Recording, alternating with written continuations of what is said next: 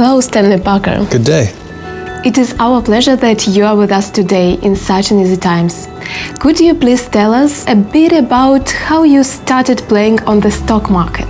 Well, my father was a banker, and he educated me financially since I was a kid. I was young then, and of course, I didn't have enough patience, perseverance, and knowledge in order to understand the financial market. I spent a lot of time around financially educated people. I was always impressed by how assured they were, as if they radiated the energy of success. I wanted to be like them, and I started to explore the stock market, and I read a lot of relevant literature. I knew that this knowledge would be useful in the future. My first job, I had to use a lot of physical strength, but I don't want to recall those times. But I saved money, and I managed to accumulate over $3,000. And so I started to think about investing this money into stocks. So I talked to my father about the most promising options and did it. Slowly my capital grew, and a share of the money I spent on my further education, and the rest I kept on investing into stocks. Step by step, I started doing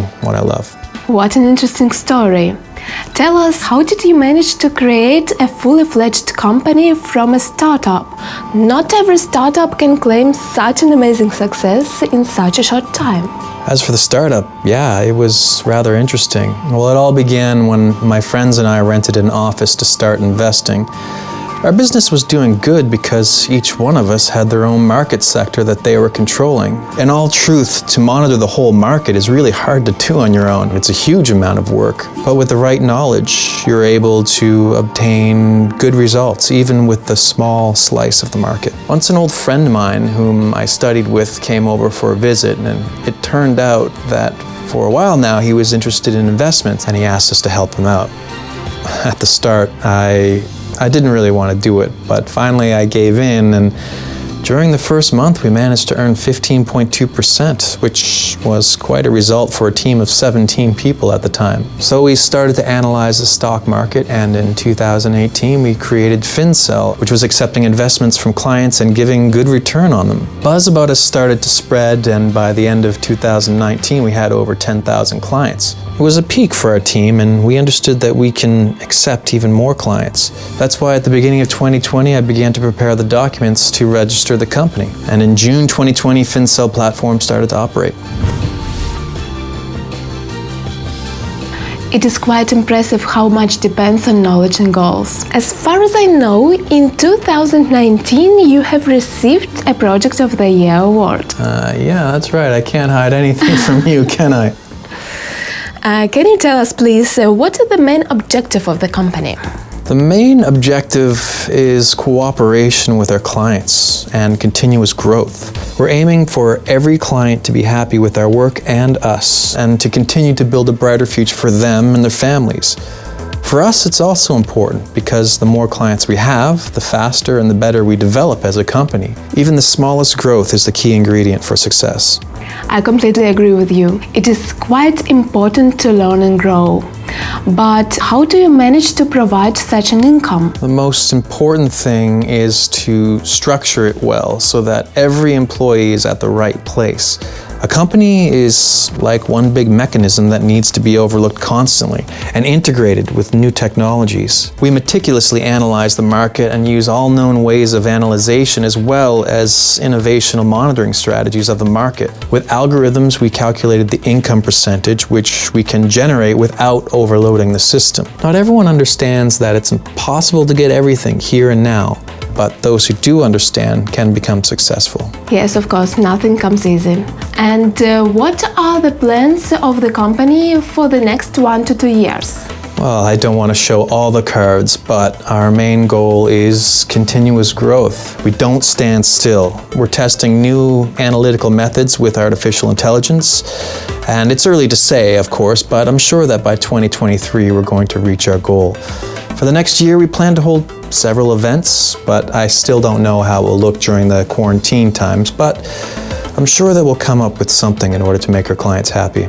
And June is our 1-year anniversary of our company, so we're planning to make something grand.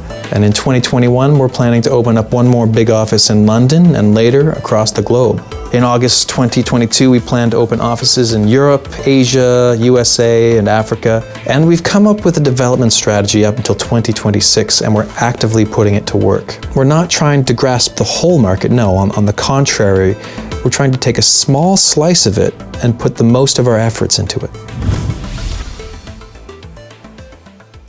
And how did the last year's situation influence the market and the company? Because 2020 was a very unpredictable and hard year.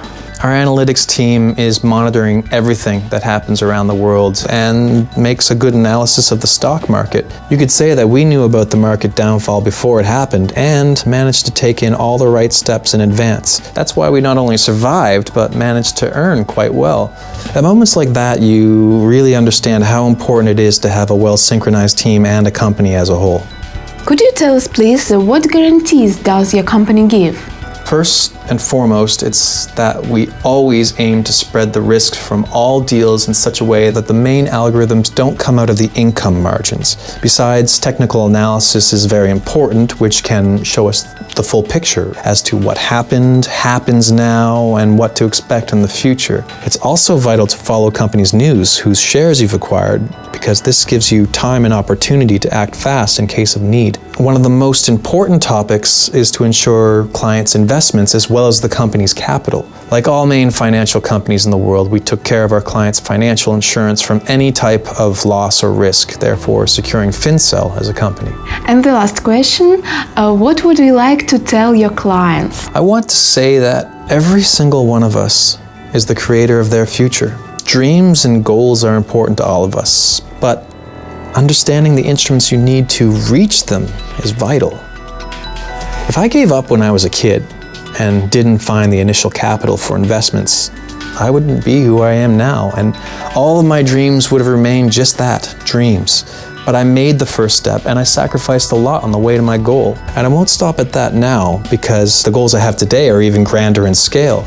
Everyone wants to earn big money, but success isn't real without hard work. You should be ready to put ambitious goals and objectives, overcome hardships, and realize your dreams. If you have a dream or a goal in life, it means that you're halfway there, because your instrument for your dreams to come true is FINSSELL. Thank you for being with us today and for your interesting answers. On behalf of our editorial office, we're wishing you all the best. Goodbye. Thank you for the interview.